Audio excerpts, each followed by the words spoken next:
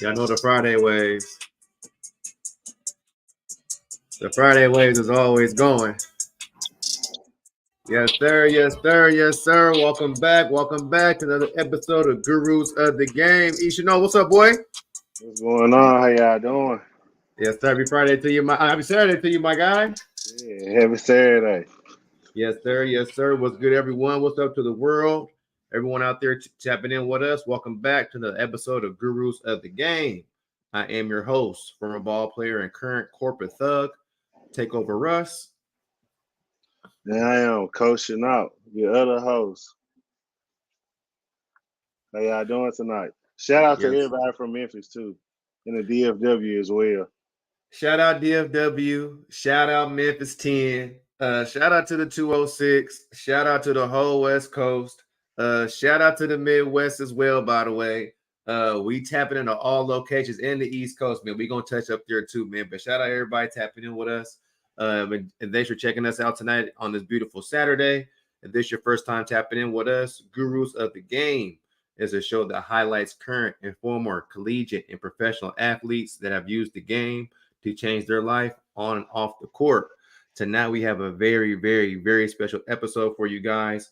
We got my man Andre Hollins tapping in with us later on to inform us, man. Talk to us about his legacy, about his basketball journey, how he got started off playing the game, how he got started, how he did it, and what he's up to now, man. So excited to chat with him a little bit later on in the show. But first, I wanted to get Ernest's thought on Coach Chanel's thoughts on a few things, man. And basketball season just started. Just popped up on us on Tuesday, man, with the season opener, man. And I just wanted to get on record, man. As hoop season started, we got the podcast going.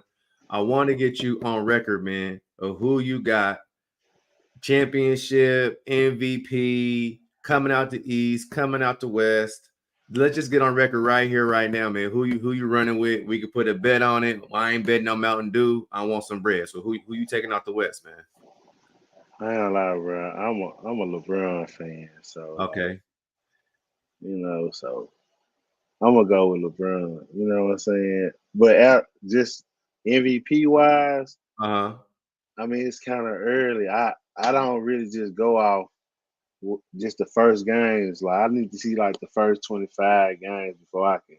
I need to see some consistency first before I say yeah, they making a run for it. Like this. I'm not one. I don't prejudge things. I have to see some consistency before I make a judgment off of it. Per Okay, se. so you were like All-Star week with the All-Star break, and then you're gonna figure out who you're gonna run for the rest of the year. Yeah. I'm one of them type of people. I need to see some before I just make a choice though. But I'm liking what I'm seeing already. But I just feel like it's early. Uh, and drilling's rushing. Like, yeah, I'm happy the season going. We playing against Right. somebody else. So I like to see after Man, that get stand on something. Who you going with? What are you talking about right now? All these excuses, blah, blah, blah. Talking to me in circles. Who you running with, fool? Damn. I'm gonna go with LeBron, bro. Okay, who you got out the East? Stand on it. East, Dame, Dame, Oh, Dame, Milwaukee. Okay. yeah, yeah, Okay. yeah. That made some bad picks right there. That made some bad picks. Out the West, I'm gonna switch it up on you. I'm gonna go with the Suns, man. Oh yeah. See, Yeah, you ain't so lit. I'm going with the Suns. I got Big KD proving it this year. I'm going with Devin Booker. Drake gonna be in town first half of the season. I'm pretty sure he's gonna be showing up and showing out. Bradley Beal got a lot to prove, so I'm going with the Suns this year. Too much firepower. I think they're gonna pick it up. Coming out the East, I'm gonna go with the Celtics, man. why Celtics? Porzingis. I'm a Porzingis fan. Mm-hmm. They got a decent bench. I think Jason Tatum ready to get that bigger paycheck than Jaylen Brown. So I think it's a real proving year for the Celtics, man. So I'm standing on the Suns, the Celtics, man. That's what I'm standing on this year, man. Celtics. I like that. That's Yeah, nice. but you can never go. But you never know because who knows how healthy they're gonna be. No, facts. Man, you can't never count LBJ out. That's my guy, but I'm still going with. the Suns this year, man. Just starting off, like you said, we'll circle back, man. Come All-Star break, man. See how things look. We damn near be. Where's All-Star at? Indiana this year? I think it's in Indianapolis. Don't make me lie to you. I don't want to lie to you. Okay, I think it's in Indiana though, and if it is, we definitely got to slide out there, man, and take a show on the road. You did. Mm-hmm. For sure. But without further ado, can't keep this man waiting too long. Everybody give a round of applause, man, for our dog. Tonight's host, man, the homie Andre Hollins, man. Let's give it up for Andre, man. What's up? Give it up for Big Dre, man. What's going Yes. on? What up, Big Dre? Man, we fantastic, bro. Glad to be tapping in with your family. Man, for sure. I appreciate you having me. Appreciate y'all having me, man. Oh yeah, for sure, man. We've been doing our research on you all week. You know, he from the city, and so he was just like, man, since day one, he was like, man, we got to get Andre Hollins, man. It was da. A couple of my people tapping in from the city gave me some good backstories about you, man. I'm like, damn, I'm feeling like a reporter right now. People give me some good info. Like a real reporter, bro. Funny. Yeah, man. So definitely excited for tonight's conversation with you, my friend. Yeah, man. I'm excited too. I don't think I've been on a podcast before, so this will be my first one. Yeah. Well, welcome, man. Welcome. You definitely a guru of the game, and so it's a must, man. We get your perspective, man, on this game of basketball, bro. Man, for sure. I'll be happy to share.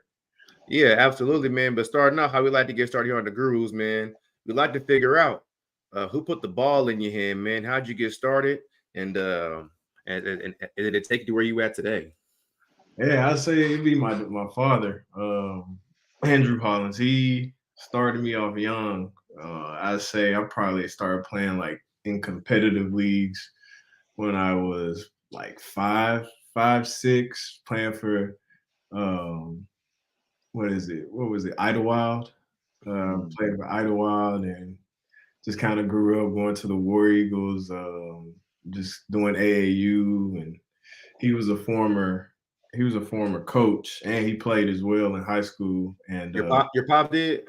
Yep. So I was in there working out like 6 a.m.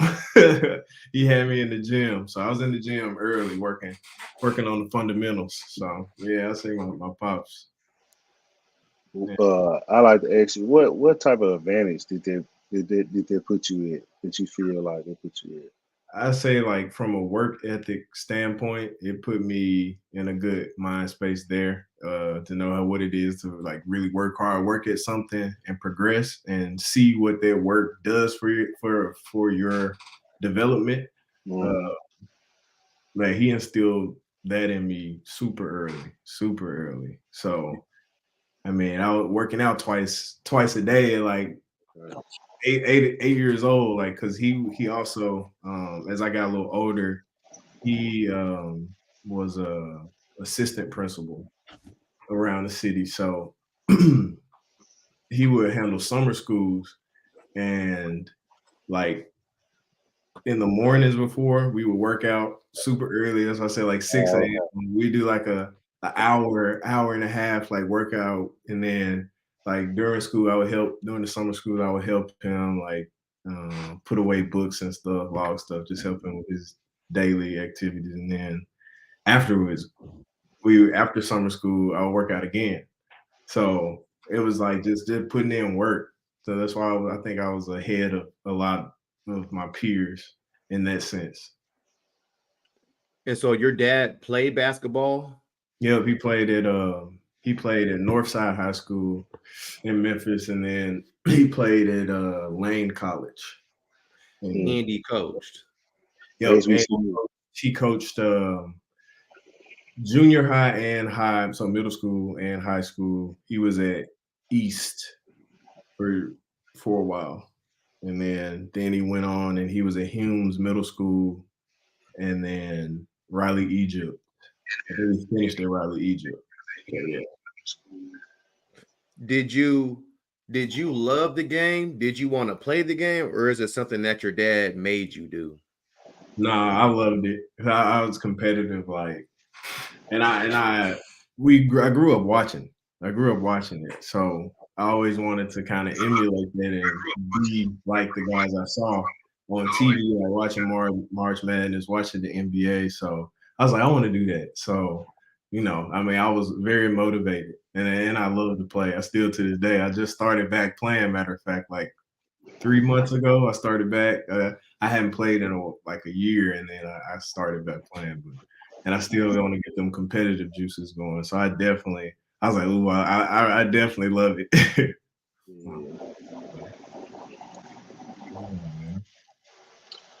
Talk about what skill set did you have that separated you from your peers early on?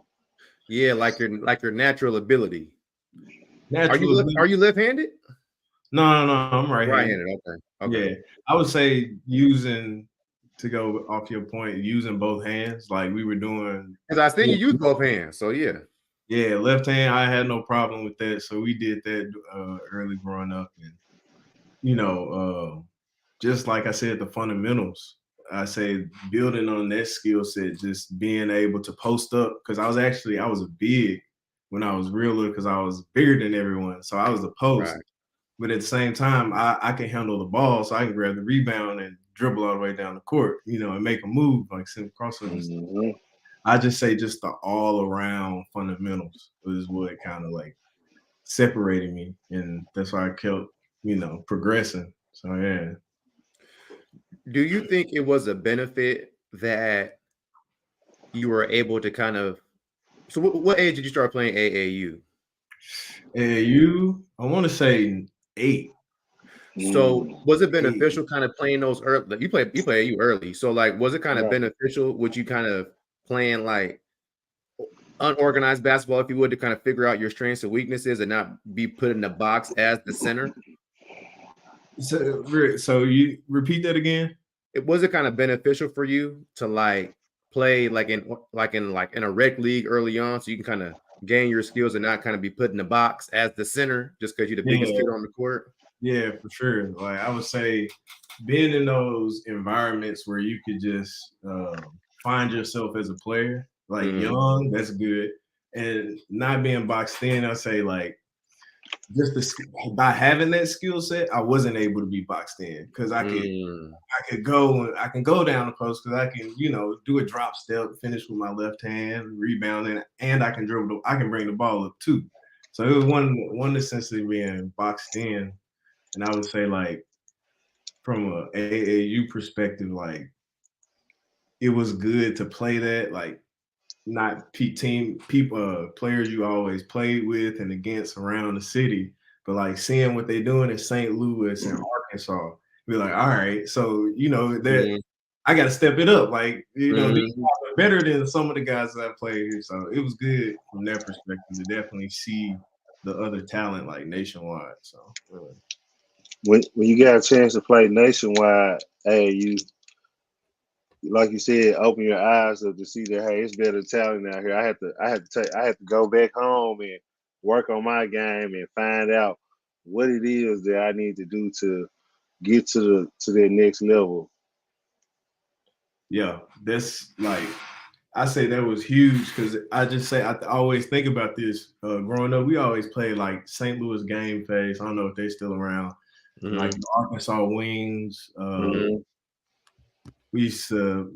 Those were the main like top teams that we would play that was in kind of in our region, the South.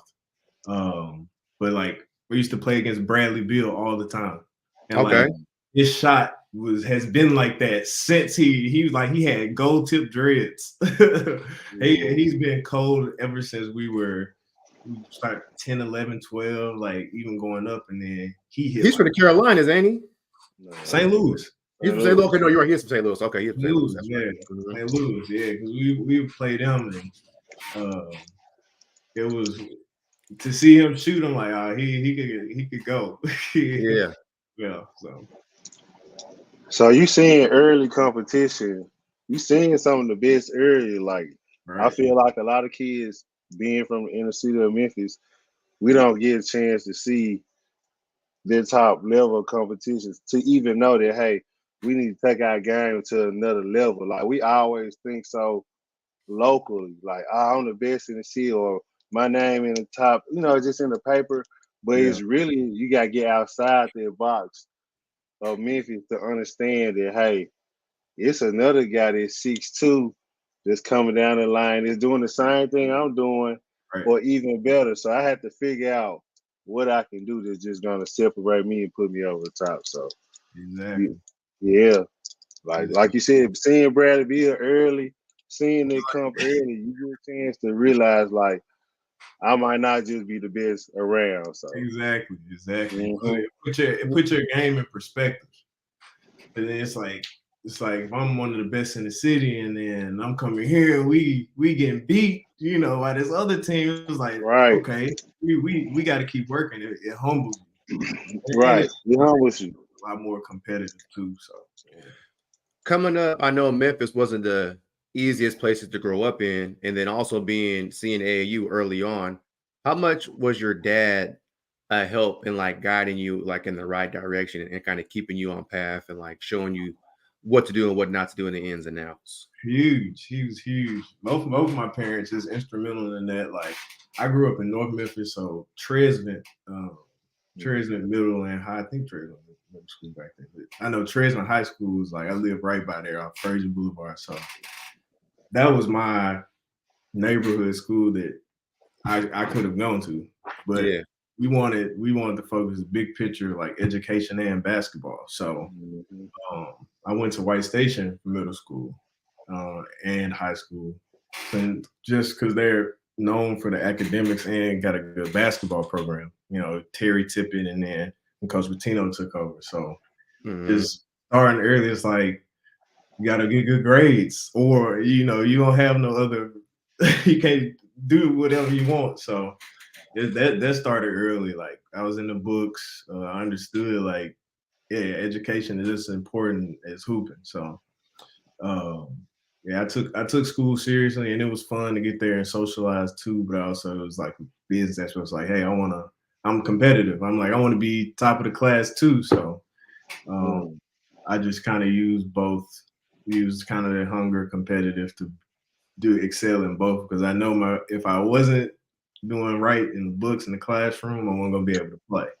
So yeah.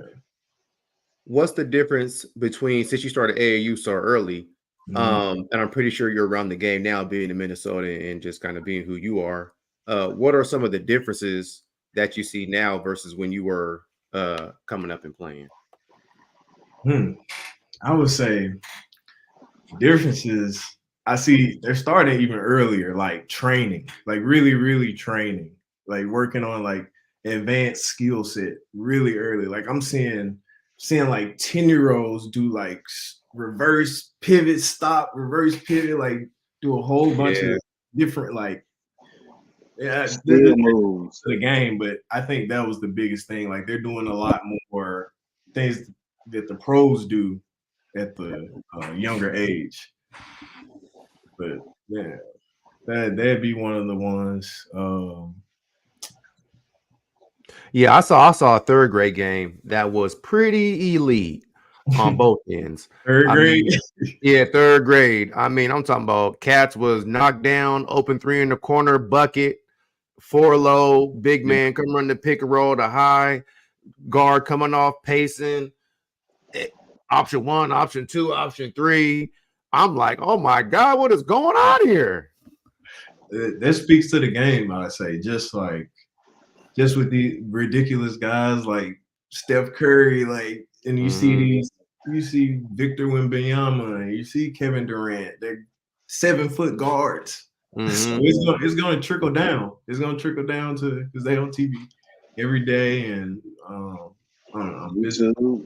It's gonna be interesting, like in the next 20, 25 years, how much more of that skill set is gonna go down to the younger ages. So what advantages do you think the kids have today that you didn't have coming up? Social media to be able to go and replicate all this, we didn't get, I don't know, social media didn't take off till I was in college. And like, just, I don't know, being able to see all the players and see these workouts and see the extra that's going on behind the scenes.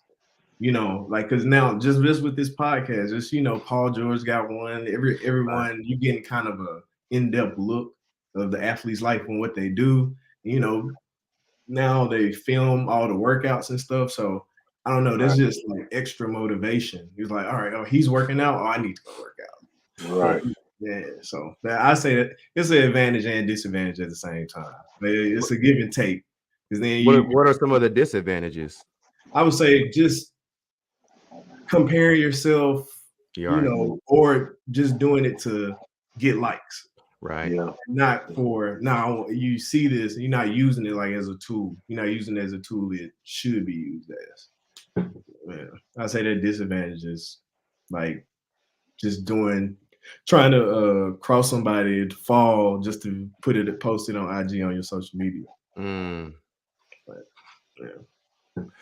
yeah, we talked to Jeremy Hunt, somebody from the city, and he was like, we wanted to play on the best team just to be on the best team. And now it's just like your team could be cool, but it's like, all right, what are you giving me in return?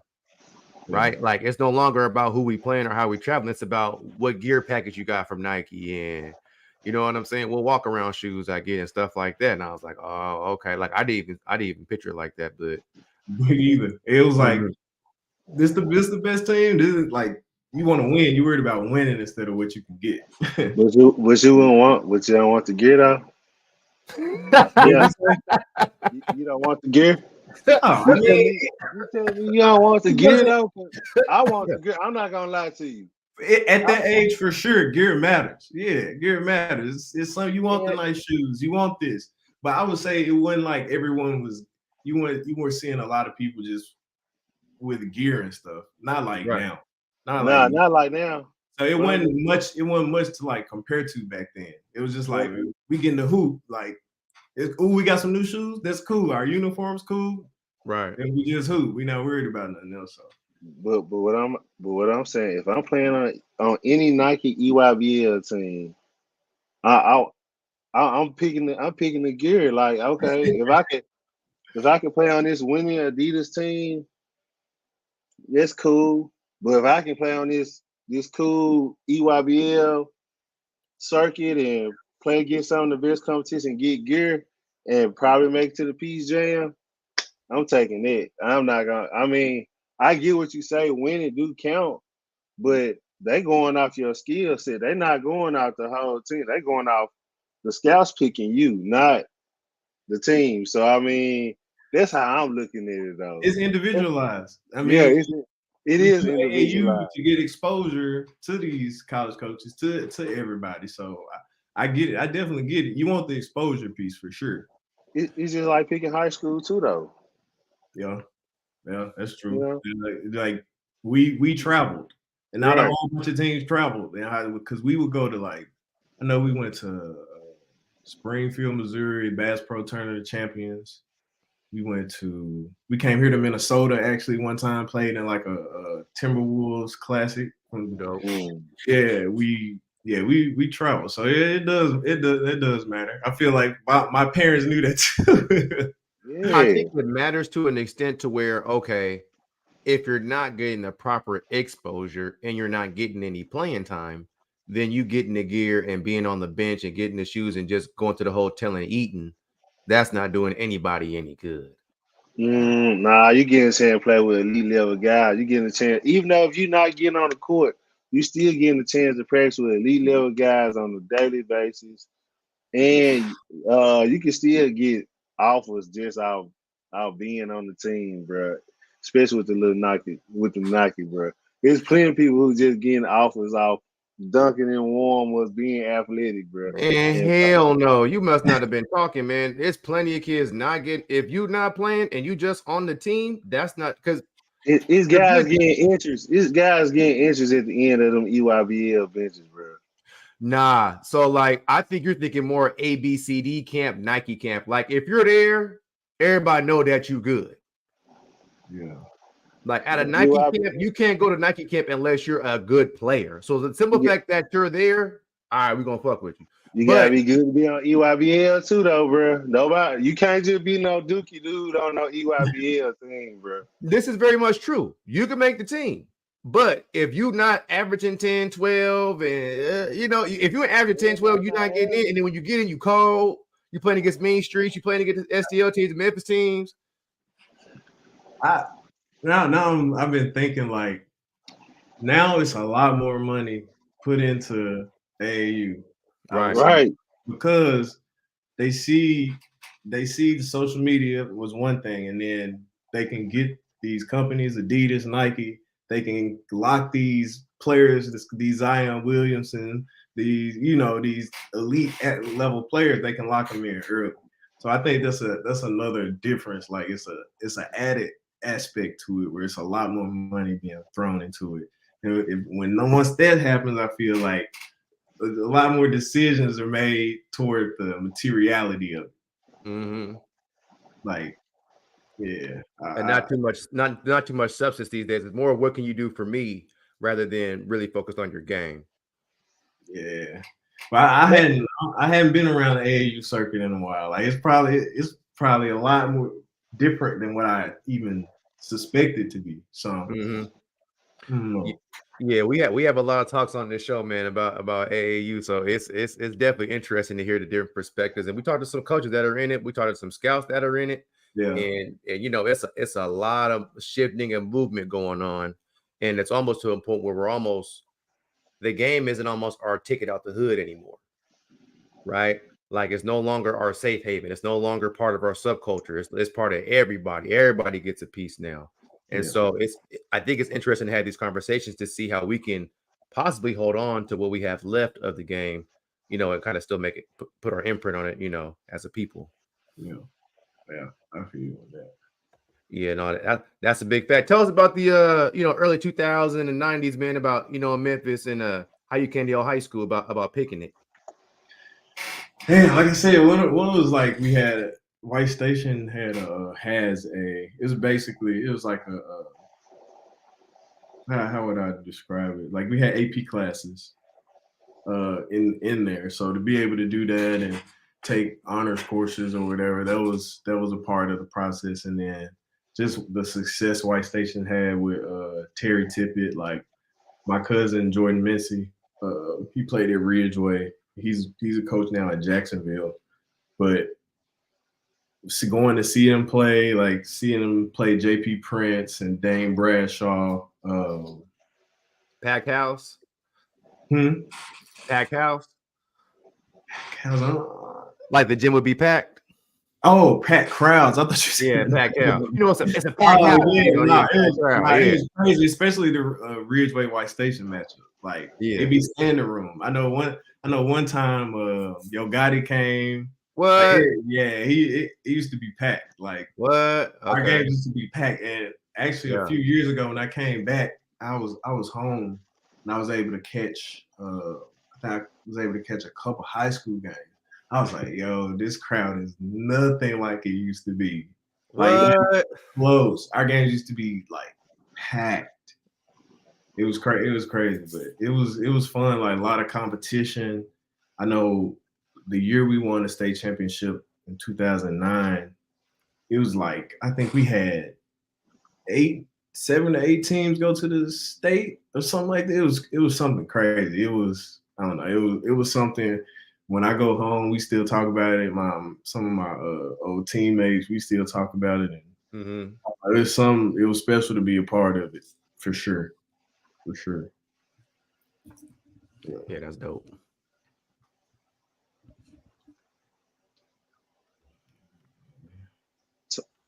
Talk about some of the competition you got a chance to play for. You say you went to White Station. Yep. And if a lot of people don't know, well, we know Joe Jackson went there. Talk about coming in as a freshman. Did you know you was gonna be a starter? Did I know? Yeah, I got an idea in like a summer camp we had. He started me. I was like, oh, he threw me in the fire right away. But I had an idea, but I worked real hard for it. I did well in middle school too, but I think Coach Pitino saw me and Marvin Williams. We both started as freshmen. He wanted to get us prepared and did a good job because we went to obviously Joe I don't know. We just had a solid squad, top to bottom. We went to the state championship 3 years in a row. My freshman year through junior year, and then my senior year we lost in the semis to Craigmont. But we got one of them in 2009. Shout out to the squad. So yeah, it was. I don't know. It was between that Coach Patino. We like Coach Patino and the opportunity. Like a lot of opportunity there. Like the history, the culture. It was cool. What are two to three things that you did during high school to kind of keep you focused and not lost in the distraction? You know, you starting on varsity, the chicks is digging you, you in the newspaper, your dad pulling up to the games, people know your pops. Yeah. You know, what are a couple of things you did to stay focused and to not read those articles and to kind of keep your head down and to continue to work? Man, just it's because of the competition within the team. I think that's what made us really good. Like our second squad would beat the shit out of the first squad sometimes. Like it was never a time to relax. So we were always competitive and going at it in practice. So like just from that perspective, just from like a team perspective, we had it. We had a good mentality. But also like that trickles down individually because it's like, no, I gotta get better so we can keep competing. Like we were competing within each other. So and then with Joe Jackson setting a great example, like gotta work hard, gotta work hard, especially like just knowing. I know knowing that I was gonna play a year without him, so everybody like counted us out. They're like, "Oh, White Station's done because Joe's gone," and I was like, "Nah, I'm not. Like we gonna keep the standard. The standard is the standard." So, I don't know, just thinking about the future, not the now, and I don't know. I have my teammates to thank for a lot of it. So, yeah. You was focused on the bag, it sound like. You was too focused on the bag, it sound like. The bag was the state championship. It was just like you can't relax. Yeah. You can't relax. And especially like, I don't know, Coach Patino, he got us right. Yeah. He got us right. Like we did things right there. And the guys are on the team, still brothers to this day. Like we worked hard and we competed. So Go ahead, Russ. You was one of them cats out of high school when the season come. You ain't got no girlfriend. You ain't doing cutting chicks off. Don't call me. I'm focused right now on this hoop shit. Yeah. That's what's up, man. Talk about that first day of high school practice though. Like just when you really got introduced to it, like you realize, hey, this might be a little different than what I thought. This not what I thought it was gonna be. Talk like that for us. Bigger, faster, stronger. Immediately, the pace of the game changes. You get that right away. You feel that right away. And you gotta adapt quickly. I think that was the biggest thing. I was like, dang, we going super fast. We going super fast now. But after that, I don't know. It just took some time to get acclimated, and the physicality, obviously. You know, each time you step up, whether it's middle school ball to high school to college to pros, there's always like an adjustment. You got to adjust to something. So I would say just everybody was faster, bigger, and stronger during that first practice. Tell me what you think Coach seen in you to like, you know what, I'm gonna give him a shot at starting as a freshman. Like what you think Coach seen in you? What skill did you have that kept you on the court as a freshman? My ability to score. My dad always say, hey, if you put the ball in the basket, it's gonna be hard not to play. Okay. So I can score. Like I can score at all three levels. Pretty good finisher. Got a good mid range. I can shoot the three. So, and I think just my work ethic, played hard all the time, almost to a fault. And so I think just that piece, and that came from just starting young, consistency, like making 10 free throws before I leave the gym, like, shooting, keeping keeping a routine, keeping up with progress, like competing with yourself. So it helped, and he saw it. And luckily, I did well. So, Was it hard?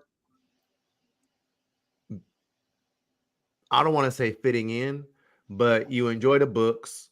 mm-hmm. Your dad's one of the guys in the city. You started varsity as a freshman. Your team was decent. I'm pretty sure in middle school. Mm-hmm. Did you have a lot of hate? Was it hard making friends? Did you feel a lot of people like doubted you or came for you, or was it just all love all the way around? Nah, it was all love. Like, I wouldn't say it wasn't any doubt or anything. I don't know. I think Animosity.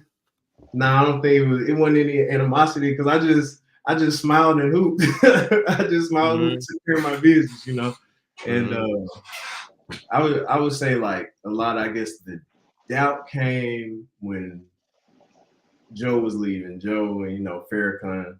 I think that was the doubt. Was like, oh, White Station just gonna be okay.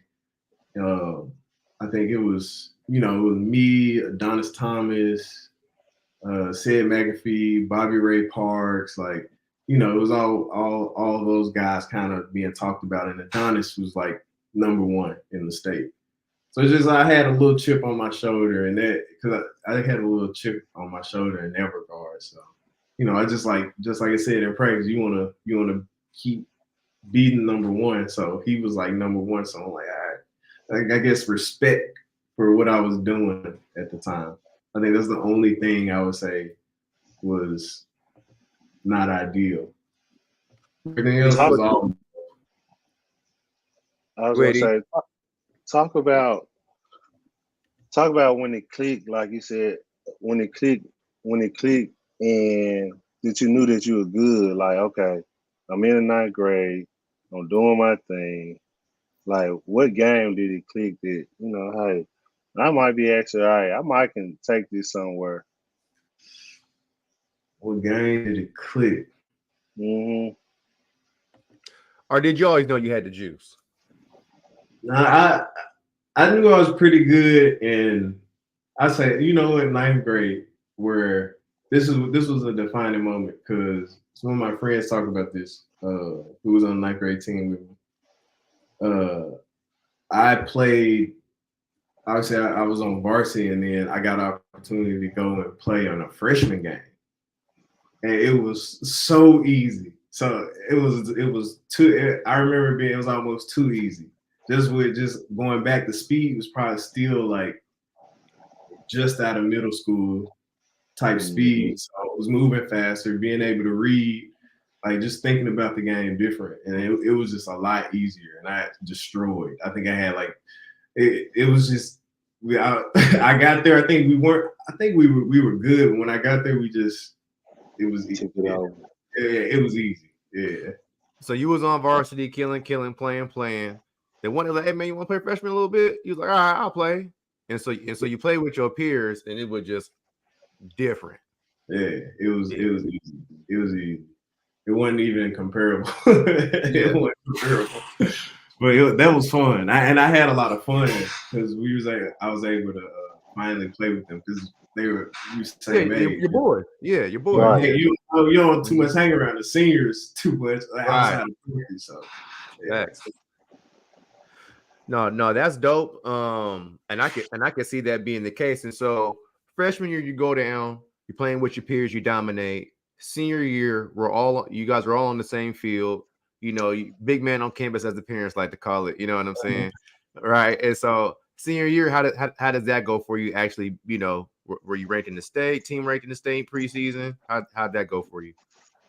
I can't remember. I just remember working my butt off that senior year. Okay, that summer that summer before my senior year. I remember that's one of the hardest I worked. Like just focused. I had a purpose, and I think it paid off a lot. Like at first, when I knew it paid off was we played Finley Prep, and I scored 46. and they were ranked. I heard about that versus Avery Bradley. Was it Avery Bradley? No. It was the light skin. Yeah, it was Nick. It was Mike Kabongo. Anthony Bennett, Nick Johnson. The light skin cat, Nick Johnson. From Arizona, got the Hawks. That's what I was thinking of. Okay, yeah, 19 Johnson. Yeah. Him. God, it was a few more guys, but basically all D1 team that did that. I was like, yeah, how the work I put in led me to this point. So that's what that was satisfying right there. But unfortunately, we didn't win. I think we lost by like 5. But no, it was that year. I didn't complete the goal of winning the state championship, but getting back to the state, and I mean, we lost to Craigmont, who ended up winning it. But like doing that, getting the state all 4 years of high school was great for us to do, and like finish out that year feeling like somewhat successful. Like I left the program kind of. It didn't drop a whole bunch. So. Did you commit before your senior season? Before your senior season? Yep, I decided to commit before because I wanted to just focus. Like, I just wanted to focus on hooping and trying to win the state championship. So that's when I committed to Minnesota. Yep. Yeah. Made the right choice. Was it more than one option, or was that a place you always saw yourself going? Yeah, it was more than one option. Obviously, Memphis offered. With Calipari? With Calipari? No, it was Pastner came in. So Joe's first year at Memphis, Joe Jackson's first year at Memphis was also Josh Pastner's first year, I think. Yeah. But Memphis, a lot of other got an interest from other teams, but I narrowed it down to here, Minnesota, Stanford, Ole Miss, Auburn, and Harvard. So I took all 5 of those visits. It was good. I knew I didn't want to go to Auburn. Alabama. I went feeling Auburn, and Ole Miss was cool. I like Andy Kennedy a lot, but I wanted to go further away from the crib because Oxford is 45-minute drive, and then I don't know, the opportunity to get a good education and to play at a Power 5 conference was Minnesota, and Coach Tubby Smith was there at the time, who won a national championship. Played and good coach, and I don't know, it was a tough decision, but I felt most comfortable here. And one of my Andre Hollins, he went to Germantown in Memphis. He was playing there in Minnesota. Austin is your brother? No, no, he is not my brother. Well, folks still confused that. Like, he's like, how's your brother doing? I'm like, I'm the only child. Right. No, but nah, they got him mixed up here for the longest. Both from Memphis, both last name Hollins, started with A. But he was here, and yeah, he was my host. I don't know. I like the vibe here. I like the business school. Just the opportunity here, and I don't know. All around, I thought it was the best choice, and the opportunity off the court and on the court too, because it was our the senior point guard Al Nolan. He was graduating, and then we had 2 starting guards graduate. So that was another opportunity. It's like I can come in this opportunity to play. All right. Yeah. Is that what they sold you on? Like, so I know you're about to be a coach. What do you think are some of the better selling points for coaches to make to a recruit? I mean, now it's different with NIL. The game's completely changed. Yeah, you're right. That's changed the landscape of it. But back from my decision, it was the opportunity piece, like on and off. The opportunity piece was huge because it's a big gap at the guard position. We're not promising it to you, but we believe you can come in and make score. something happen. You know, it's an opportunity. It's not like we already have a rising junior at the point guard. It's like the point guard, shooting guard. You got a senior classman up there that it's not going.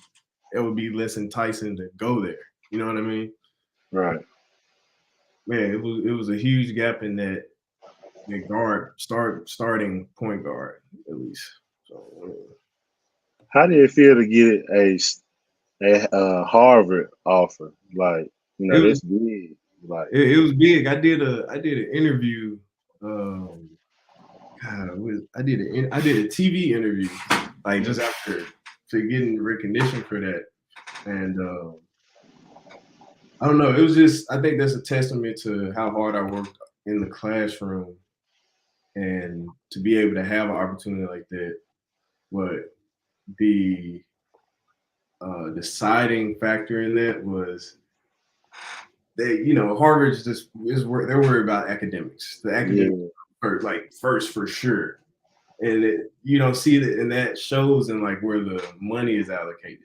Like they were still busing the games. It wasn't flying. They weren't flying the games. They were busing the games. They were still busing to the game, even state to state. Yeah, they were busing the games. They drive to the games. They were driving to the games. Right. Opposed to here in Minnesota, we charter flights. Like we go through the private like signature flight company. We go straight to the tarmac up onto the plane. It's not like we're not even flying commercial. We're going straight charter. If we play Wisconsin, headed over, play Wisconsin, coming back the same day, the same night, getting back to class. How is Harvard not putting a team on a flight? And this was like 2011, 12. They got more than enough money. It's that money going toward academics. Wow. The money going toward academics. I mean, that's just how it was at the time. I'm not sure how it is now. They may have changed that, but I know at the time they were still busting the game and stuff. So that wasn't too long ago. It's true. It's true. Yeah. I'm just trying to figure out why Harvard. I mean, it was Ivy League. I think the whole Ivy League pretty much did that. Oh, okay. Yeah. So you don't think it was just because all the black kids on campus is here to play a sport, and we don't give a damn how y'all get there and how y'all get back? We're gonna put y'all on the bus and run and shoot and come back. I can't speak to that. Okay, y'all can speak on that. Okay, I think that's what it was. Speak to that. I think all the kids was black on campus play the sport. Y'all go run the ball and come back in. Do that. Yeah, that's wild to me. I don't get it, but for sure. For sure, Harvard. Way to go, Harvard, man. At least you tried, man. At least they tried. You did. They did. They was on me. They was on me. They recruited me hard. Like, yeah. Their selling point was Jeremy Lin. I was about to say that. Didn't Jeremy Lin go there and blow it up? Like, come on now. Went crazy in the tournament. Got in the league. They were selling that. That was the huge selling point. Jeremy Lin? Of course it was. No. Yeah, that's crazy. So I mean, so you get on campus at Minnesota, and from there, I mean, you're coming in with high expectations? High expectations. I mean, I just took it as like it's another challenge. Like, I have to earn a spot. I know it's a hole there, so I gotta adapt to the game, the speed. Like everyone's like again, bigger, faster, stronger. Speed of the game, making reads, and really like playing the point guard role. Like I would say I kind of was a combo guard, like in high school. Like I would play the two, but I would bring the ball up. Like I can handle it, but not just from like now at this level, I gotta facilitate, call out, make sure everyone's in the right spots, making the right reads, making the right counters, learning that aspect of the game really detailed guard skills and controlling the team, that's what I had to like get used to coming to Minnesota. So, yeah. Talk about their first practice though. Their first practice. When did you realize like, hey, I'm gonna be the starter here. Like I'm gonna be the guy. Like this is my first year. I'm here. I think it started in pickup because I came into pickup killing, and Open then gym. yeah, open gym. You know, came in killing. Because I said, I noticed the difference in how like pickups played in Memphis and then here. So I brought the same intensity Right. to the pickups, and obviously the coaches aren't supposed to be in the gym, but they were watching. So I guess doing where they're leaving a good impression there, and then like we would have summer workouts. That was huge. Just establishing like, hey, I'm about to be first running these line sprints, or just going as hard as I can. Working. Right. Doing that in the summer workouts, and then leading up, it was kind of like I established myself by that time. So it's like, of course, like here's the spot. So it was just everything leading up to that point, that first official practice, like everything that I did from a work ethic standpoint set me up for success when it got to that first practice. So, what would you tell other incoming freshmen that are highly touted to focus on, and some goals that they should set for themselves as freshmen coming in on a Division I team? Leave your ego at the door, because everyone that you playing with were the best where they came from. Yeah. So you gotta. It's back to square one. It's like you want to be whatever you do great, and while you're there, you got to keep doing it. You got to keep working harder. You got to build on that, because you got another Mr. Like I played with the Mr. Basketball from Minnesota. So Mr. Basketball, or other great players like that. Great talent pool is all around you. So you just gotta establish yourself with your work ethic and how serious you want to go about being the best you want to be. It's not like nothing that's given to you. It's like you shouldn't go in expecting something. You should go in wanting to show that you deserve it. And this comes from a work ethic standpoint. You got to work. You got to put the work in. That's so crazy that you speak with that type of vernacular, because the transfer portal is exactly opposite of that. I talk about this a lot with a lot of different people, like coaches, current coaches, fans, my fiance who plays. Like I think it's a double-edged sword. Okay. Like there's some goods and bads about it. From the athlete perspective, it's great that you have the ability to go somewhere else. Given that sometimes coaches sell you a dream. You hear all the great things about why you need to come. And then once you get there, there's a possibility that those don't come to fruition. So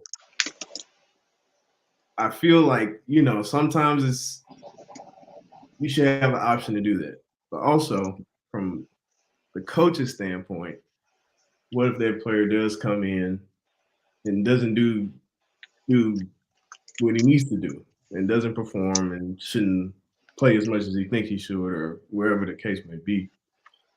Then he just ups and leaves. You're not teaching him like, hey, work harder. It's just like, all right, this not working, so let's try something else.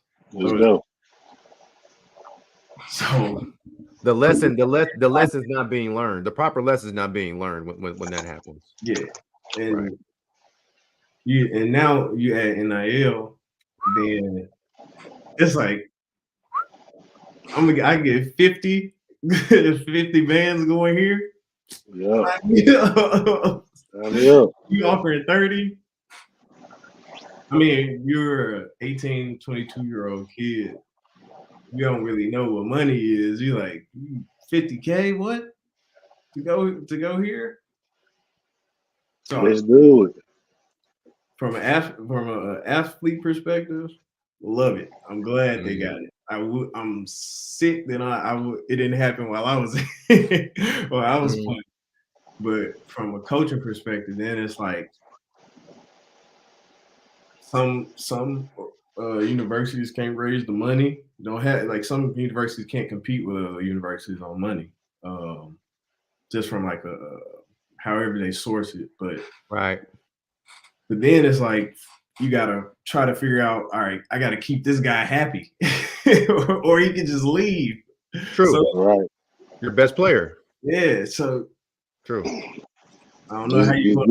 I don't know what's y'all's take on it. I like hearing other people's take on this subject. I like the NIL, but I feel like it should be tiers too. I'm gonna stick with it, Russ. Like I feel like it should be tiers to it. It's like a job. I mean, if you do good, you get a raise. It's like you're 2K my player per se. Hey, the better you do, the more you get. So I mean, Ernest don't think all the young cats should be getting that much money. I don't. Not all at once because they lose the value of hard work. They focus on other things besides the game. Like if I'm getting $50K a year, me personally, at 18, coming from Memphis, an inner city kid, man, I'm out of here. I'm got a nice car. I'm finna have jewelry. Like I'm not finna be focused on what I'm supposed to be focused on. Like I'm just gonna be real with you.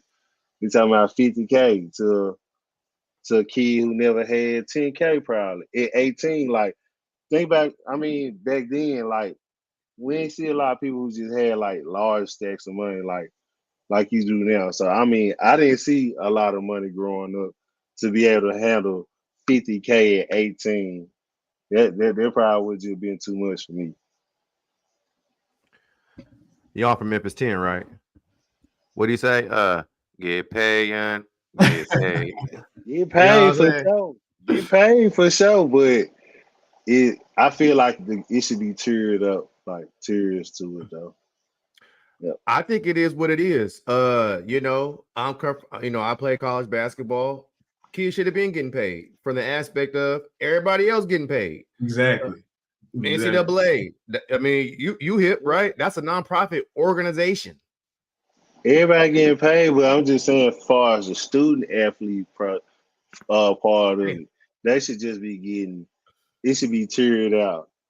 Hell no! I think the kids should be getting paid the most. They owe back pay. They need credit. They need all of that. For like I said, from the NCAA to the commercials to the coaches getting millions, and we're not even talking about the actual universities getting paid from the games. So it's just like they should have been paying the kids, pay the kids. But what's sad is that I think it's just so wild that now they're going to have the government step in and try to monitor it and give them tiers like what you're talking about. And I just think that isn't fair because we all know, because again, let's go back to it, right? I mean, the two most popular sports are basketball and football, and we see who's playing. We'll see the most predominant athlete in that. So, kids can go pro soccer, kids can go pro baseball, no problem. But I just feel like there's so many restrictions on what we're doing with our sport that it's hampering it, and I just don't like it. You don't think the kids that play those other sports make better judgments with their money though? Like just us as a race, do you think we just make good judgments with our money to be able to handle 50,000? I'm just saying. I think with the NIL, it does come financial literacy classes, and so I think at some point it has to happen, and nothing new is easy, and so. I'd rather go through our little brothers getting paid and doing what they need to do with the bread and figuring out what's right and what's wrong than somebody else getting the bread and doing what they want with it. It's all a process. It's all a learning curve. Right. But I just think it needs to happen. And then, I think what we need to be preaching is, hey, young buck, instead of leaving the hood, invest in the hood. You know, and so I think it's up to us, you know, the older guys that didn't per se get the bread to have these businesses and resources and avenues for them to reinvest the money, learn what to do with the money, and to be profitable and to how to flip their money. And so, you know, because we didn't get what they have now, and so I think instead of hampering them, we should try to empower them to do greater things with the new finances that they have now. So that's kind of how I feel about it. But again, you got guys like Mikey Williams, you know, that was supposed to go to Memphis. He get a little bit of bread. He in the Lambo, access to things he shouldn't have access to. So Come on, see, I didn't even want to bring it up though. Well, nah, I keep 400 with you. My prime example, bro. Like we just don't know what to do with it. It don't matter what financial literacy class that you give us. Mm-hmm. You're gonna do what you want to do anyway. Like I know people who teach financial literacy all the time. I mean, it's all based on what you want to do at the end of the day. Right. They I can think tell you have to save it all they want, but it just truly depends on what you want to do. I think the kids deserve to get paid, and they need to get paid what they're owed. Now, I think there's deeper rooted issues as into the pathology of what they do when they get the bread and why they're doing that. Right. That's more of a community culture thing that, like I said, is a deeper rooted issue. But I don't think that I don't think that should affect the financial aspect of the NIL. Just because young bucks will know what to do with the money, we shouldn't give them that much money. Like, no, that plays to the point where we shouldn't let the prisoners run the prison. Right? We shouldn't empower these kids that really don't know what to do with their power. We need to kind of, you know, put them you know, kind of put a glass ceiling on what they can and cannot do. So I just don't like that. I feel it too. So back to your basketball journey in Minnesota. You get a chance to start. How was their first game? Nervous, nervous playing in front of all those people. I think Williams Arena holds like 15,000. So like playing in front of like White Station was probably like 4 or 5 maybe. Maybe I don't know, but playing in front of that big of a crowd and then just playing against another team, it was different. I never forget the game. Like just the feeling, like you're not all the way comfortable. You got the jitters. You got to figure out how to calm yourself down while at the same time like seeming calm on the court. Right. So yeah, it was it was fun. It was an experience. That freshman year taught me a lot because I ended up actually I lost my starting spot after I got hurt. I hurt my ankle trying to go up and dunk on this, like he was at least like 6'10", African from USC. I tried to go up and dunk like in high school, came down, hurt my ankle. Damn. I missed. Did I miss a game? I might have missed a couple games. Then I came back and I was turning the ball over in practice. I had like 3 turnovers in a row. Coach Smith he said, "Hey, sit down." Then Julian Welch came in, and then I lost my starting spot, so I had to work my way back up. And I lost my starting spot after like maybe 9 or 10 games, something like that. And then I didn't get it back until like toward the end of Big Ten. I just had to work. So it's like kind of sitting on that bench, having that hunger, like kept me working hard, and then trying to fit back into the role. I think that was the biggest growing piece for me. Is like, all right, I gotta what can I do to be better so I can, compete. I want to play. Yeah, I don't care about being a freshman. I want to compete and I want to play. So Was this game versus Michigan? Was that in the tournament or was that a league game? Nah, this was a league game. Okay, League game. We that's lost. when Michigan had Lucius Harris, right? Did he? I think Lucius was gone. He was gone by then. Okay. And this was Keith Applin. This was what's Lucius there? Actually, now you got me want to Google it. I feel like Lucius Harris was there when Draymond was there, but I might have been tripping. That'd have been a cold matchup for you and Lucius, though. That'd have been that. Yeah, I'm pretty. That was a cold little matchup. I just remember Keith Applin. I don't know.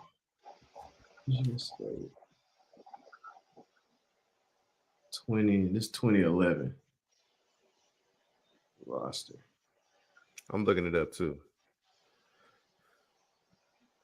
because I got a few guys.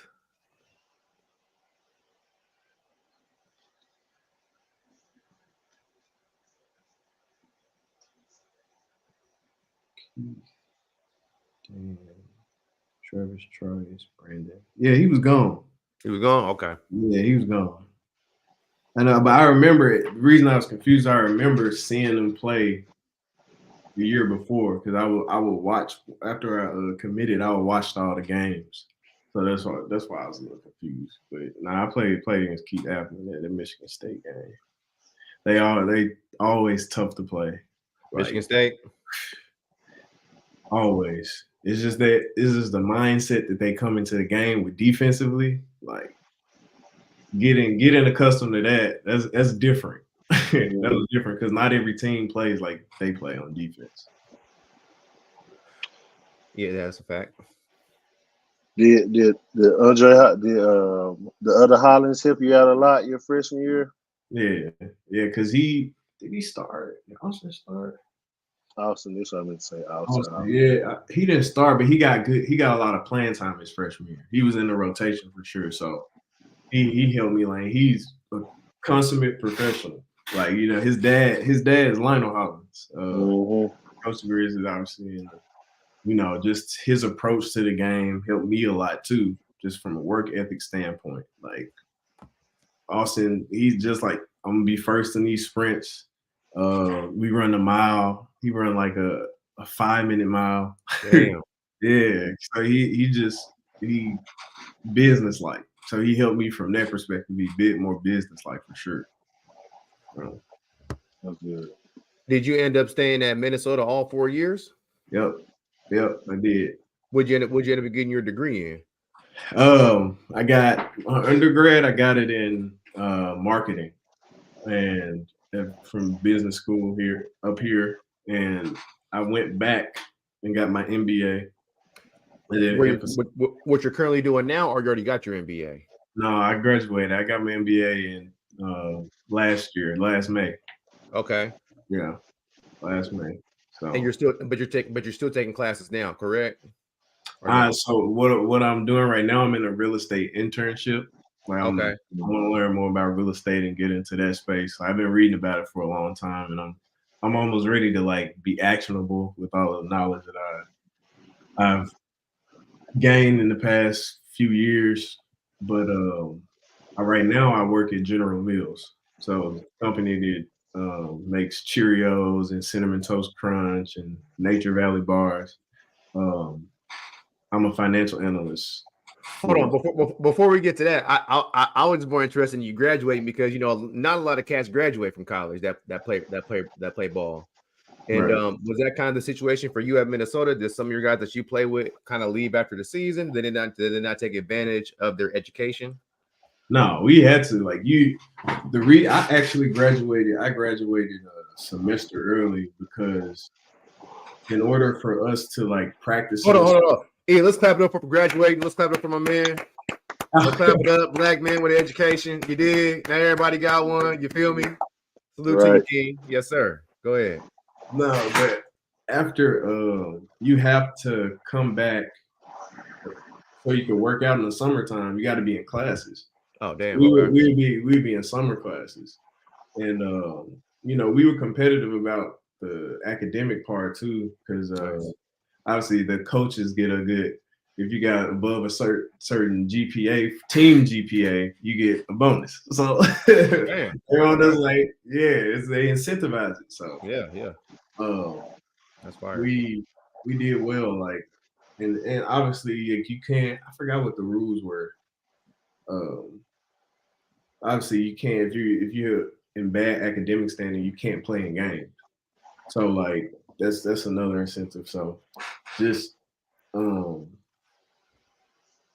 know. We were serious about that. Like coming back in the summertime. I think I only had one teammate that didn't get his degree.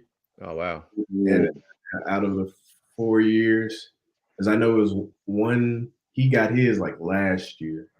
He went back. He finished his. I think one more. Is only one teammate in that whole out of those whole 4 years that did graduate. That's big time right there. Yeah, 100%. Did that help you transition into your pro career? Because I know some agents and some pro clubs like it when you he graduated, like he finished, like, oh, okay, perfect. Like did that help in any kind of way? I don't know. I don't know. I don't know if it did or not.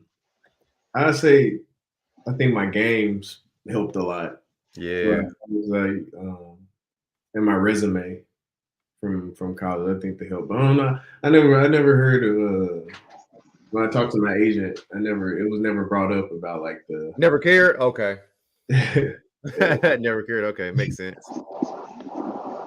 But talk to us about the pro life though. So you graduate from college. Obviously, you with your lady, and you're thinking about what you're going to do next with your life. Did you want to go to the league? Were you okay with going overseas, or was it just like, all right, I'm gonna just do this because it's all I know? It's weird. I guess like growing up, I just wanted to just keep improving and play as best as I can. That's what drove me. Like play as best as I can and help my team win. So like NBA, I just didn't have like grandiose dreams. Like I not grandiose, but like I didn't have the dream just to always play in the league. Like that just went on my mind all the time. It was like be the best I can be so I can help the team win. That was kind of my mindset, like all going like through high school, middle school, like even college, until like that sophomore year where I did really well, and then I got a lot of agents talking to me like, we made it to the tournament. That's when I was like, oh, then the NBA kind of got into my right. Like, this is something that can happen. It's a possibility. So it'd be. Well, I'm sorry, I lost my train of thought. I was peeking. I was looking something. No, you're good. But while you're at the tournament, like, did you have any pro workouts for the NBA after that, or was it just kind of like a overseas? This is where I'm going type of deal. Well, I had I worked out for the Timberwolves, the Grizzlies, the Lakers, the Clippers, and the Jazz. Worked out with them, so I did that, and then I kind of knew after I didn't have the most spectacular senior year, my college, we didn't even make it to a postseason. That was the first time we make it to a postseason since I was in college, and it didn't. That senior didn't end it the way I would have liked it, so I kind of had an idea I would be going overseas. It was good though. When you made it overseas, what adjustments did you have to make? Because you talk about in the podcast, you talk about making life adjustments, trying to adjust. What adjustments did you have to make when you went overseas? So the first one would be kind of the rules. The rules are a little different over there because after the ball leaves your hand and it hits the rim, the people can knock it out the hoop. Mm. I'm just Oh learning yeah, that. overseas. That's right. No goaltending. Yeah, Yep. and there's no go to. And then another big one that they get Americans on this just coming over was you can't sweep through and dribble like slap. So like you sweep the ball through and try to dribble right. The ball has to hit the floor before Right. you take your second step. Mm. So getting used to that, and then just actually being a professional, like you're professionals. You absolutely have to be on time, or you're fine. Like just that's your job.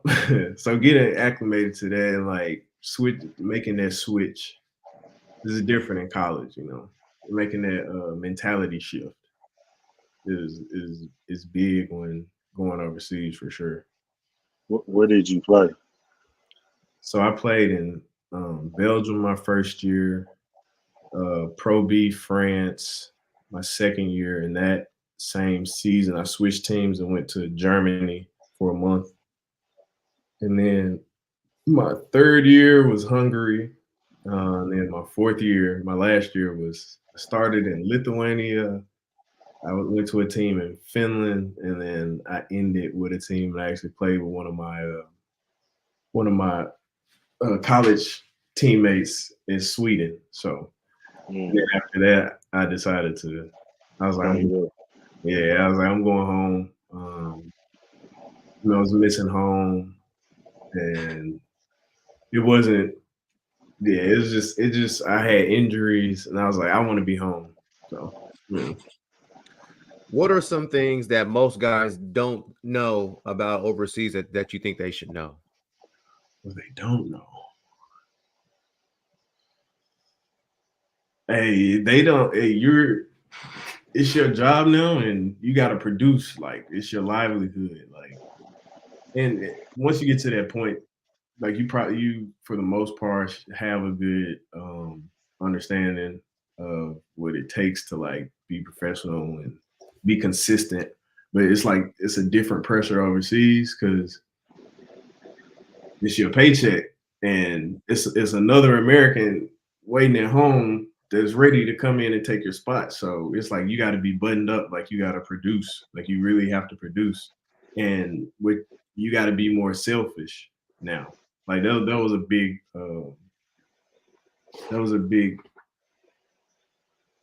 thing I had to get adjusted to because I was just playing to win, and for the most part, I played to win, and I would do well statistically. But now it's like I need to make sure that I produce and get good numbers, because that's what they're looking at. Like that you got to worry about yourself, so you can make sure you're doing what they're paying you to do, and then also to set yourself up. Like you got to produce all year, so you can get that. You go to a better team, get a better contract. So it's a lot more individualized, and then everybody around you is doing the same thing. So it's it's a real business. It's a real business. So When you're overseas, how is your mental? How's your mental? Like how are you thinking? Like what's going through your mind while you're over first, like you locked in. Like those first up until Christmas, you're pretty locked in. I guess mentally wise, I say what was going through mine is like, you mean like what I was thinking mentally? Yeah, like you overseas, you by yourself, you might have a bad game, you're not getting the food you want, Right. Different you want to times. call, different time zone. You want to call home, everybody sleep, It you was know. it was tough to adjust for that. Like it was an 8 hour, for the most part, pretty much 8 hour time difference. So like everyone's getting their day started when you ending yours, and just like I miss it. Mentally it was tough. Like being close with your friends and family, and I had my girlfriend. It's not my fiance, but just being away from them, missing a lot of special moments. Like miss some of my best friends' weddings, just Damn. life. You missing your life, like you leaving Right. your life in the States behind. Mhm. So kind of And dealing with that is tough. I couldn't like at the time I couldn't imagine what guys used to do like back before FaceTime and Skype and Zoom and all that. Like that had to have been even tougher because then you just talking on the phone. If even then, it's like Collect. it's you probably it's talk hard. not every day. So Writing letters type vibe. yeah, so I don't know. It was tough mentally, like trying to balance life Mhm. there, like on the court, off the court with your life back home too. It was tough. It was tough on it. I asked that question because a lot of guys just when they say, "Yeah, I'm going overseas," they don't know what they're going overseas getting into. They don't know that hey, I might only be the only one that speak English over here, or I might be the only African American guy. So I mean, In the city. okay, In the In the city. city, for real. Like uh, I played in Hungary. My third year in Hungary. It was a town of like 10,000 people. Like mhm, one street ran through the whole city, and it was probably the only African Americans there. Probably was the basketball players in the whole in 10,000 people, and it might have been. I think it was a couple like couple other Africans, but Right. mhm. less than 10 out of 10,000. It's getting used to that and the food. It's no, you're not always gonna have some places where you can get food at where you're Damn. comfortable. Like in Hungary, there was a McDonald's, but the McDonald's was like 25, 30 minutes away. Mm. We eating like they eat a lot of fried meat with like potatoes and soups and stuff. So it's good, but yeah, you gotta get accustomed to that, the language, a lot of things. So yeah. Man, the food was enough to make me take my ass back home, Where did you man. play? Where did you play? Man, I went down to Mexico, Chiacopa for a little bit. Yeah. And I'm just talking about like across the pond. Like Mexico wasn't so bad because you get your chicken, your fish, your tacos, you know what I'm saying? Yeah. Your rice and beans, some stuff you can work with, you know what I'm saying? Not to be anything like that, but Mexican food, you know what I'm saying? Yeah. But over there, like just the texture of the food be different, the seasoning be different. Like it's horrible over there. Yeah. Sometimes. Yeah, Sometimes it's horrible. Like sometimes. yeah, when I was in Belgium, it was actually so I was in a college town. I was like 20 minutes from Brussels. Okay, And yeah, that's dope.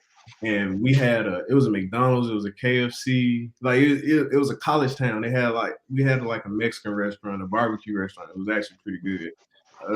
But then I go to Hungary. It just depends on where you land. Sometimes but I would say probably 80% you're gonna have to get used to something different. You're gonna have to get used to something different. But that's why I learned how to start cooking for real overseas. I was like, I'm craving like some spaghetti, Right. some chicken, like some fried chicken, Right. southern fried chicken. So like Right. I don't know, in their regard, and I like cooking. Yeah, them home ec classes came into play then. Huh? I said them home ec classes came into play.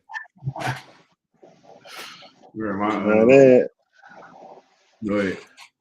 Do you think overall, man, your dad put the ball in your hand? Do you think you made him proud? I did, yeah. I made him proud with my basketball career. Like it was, I'm satisfied with it. I left happy. Finished. People still know my name around Minnesota just from the work I put in with the team, and I think I'm top 5 in scoring. Still top 5 in scoring. Number 4. Number 4. Okay. So to be able to do that, I don't brag about stuff, and I'm like, yeah. Drake say top 5, top 5. yeah, that part. Man, Yeah. I like that. That's where I can hang my hat on that. I left a little legacy behind, but yeah, I think I think that's fire. I mean, as we're sitting here talking about it, you know, as we talked about your hoop journey and the ins and outs of it and who's involved and who isn't, you know, from your dad telling you, shit, if you don't put the ball in the hole, you know, so they, you know, if you put the ball in, they're gonna take you off the court to you being top 5 scorer or top 5 scorer, you know, at Minnesota. I think that definitely speaks to, your legacy, the work you put in, and the overall goals that you set for yourself, you know, from jump. Yeah, man. Yeah, I got a lot. I couldn't do it without my parents, man, my friends, my teammates. Like, I've been lucky to have all these people around me, my village, really. Yeah. Bro. So Yeah. like that support system is so essential, and it's been essential for me still. Like just switching careers, like Right. stopping playing something I've been doing and then going into the next and then having that support. And like this, I can't thank my people enough. It's big. A lot of people. I come from a 2-parent home, and it is some type of support. It's different, like, and it's something that we shouldn't take for granted. So yeah, I definitely agree with you. Just having that village, having that family to uplift you and support you always is big. Yeah. Shout out to my mom and dad too. Yeah, sure. You know, that's definitely important. And even then, with that example of love in your life, is that why you decided to get married? Yeah, man. Yeah, we're closing on 10 years. Dang. We separated for a year, but we've been together like 10 years since college. She hoops too. She's better than I was like, on the podcast then. Yeah, she's better than me. She plays in WNBA. She played at the U. Her jersey's in the U is what we call the University of Minnesota here, but she got her jersey retired. So she's still playing the league? I wasn't gonna bring it up, but she's still playing in the league, huh? Yeah. Yep. Okay, that's dope. This was her eighth season, which is crazy. I'm like, damn, we getting old. Right. I was like, it's been 8 already, but yeah, she's still playing, man. And I live vicariously through her, so it doesn't take the sting like the kid. I don't get it as competitive, but I can get with that. Like I can kind of feed off of her energy and her basketball. How did you know she was the one? I mean, you know, I'm single as hell. You know, the world we living in is crazy. You see all these lists going up. Don't take a chick to the cheesecake, to the movies, to your mama house. It's bad out here, man. So how did you figure out she was the one for you? Man, it was just, I don't know, just not to be cliche, but like you just kind of know. Right. Like we started hanging out in college, and we would just watch Netflix. Like we watched what we watch? Prison Break. Netflix is chilling is key. Yeah. We were just watching Prison Break, getting to know each other, like, and it was different then, just hanging out. Like, I don't know, man. It was just some at that moment, and then we started dating, and then we just kind of grew together. And like to have somebody that also plays at a high level, and like know the sacrifices and understand, and you can talk a lot of frustrations because y'all going through the same exact thing, but just kind of a little bit separately. So I don't know, just having someone that understands you. You know, she's awesome. She's funny. She's funnier than me. Like I'm not that funny, but she's funny. She's funny as hell. She's a character. Like, nah, she just shows love and how she treats everybody else too. Like I see how she treats everyone. Like she could be cocky, like super cocky, but she's super down to earth. You wouldn't even know that she is the leading scorer in Minnesota, or like she scored 60, or she scored 60 points. So it's just, I don't know. It's just the way she acts. I don't know, and she's beautiful. So shout out to Rachel. Man, shout out to wifey, man. Got your boy over here cheesing ear to ear. You know what I'm saying? That's what love is all about, man. Yeah, man. Yeah, I'm a lucky guy. I'm a lucky guy for real. Yeah, definitely to say the least. It looked like my guy E froze on us. Did he? Yeah, man, he got that damn Android. He lying. I got a MacBook. Oh, damn, see, Android, I'm trying to tell you. Yeah. Oh, let me see. E, you can hear us? I can hear you, but I think I froze up, bro. My fault. No, you good. You'll come back. But Dre, I remember that. Netflix and chill, and let's just see where it goes. I'm gonna keep that. It was just strictly Netflix and chilling. Yeah, I like that. I'm gonna stay in my lane. I'm staying in my lane. That works for me. Yeah, man, for sure. But Dre, man, we appreciate your time tonight, brother. We appreciate sharing your story with us. You'll come up in this basketball world with us, man. And I'm pretty sure you motivated definitely some youth that tuned in with us tonight. Appreciate y'all having me, man. Appreciate being the first podcast, dog. Excited for you guys. Appreciate you having me, for real. For sure, man. We appreciate you, man. And you're the reason why we do the podcast, not you in particular, but like we wanted to get like your story so people can hear like, hey, it's cool to get good grades and be able to achieve your dreams through the game of basketball and apply what you learn through the game of basketball in your real life and do it every day. So that's why we do the podcast, so the youth can see that, hey, it's not going to just be all peaches and creams, and everyone's not going to just have a pro career for 10 years. Oh, you coming back? Yeah, froze that again. No, I think he coming back. Come on, pop up on us. That's why his shit's spinning.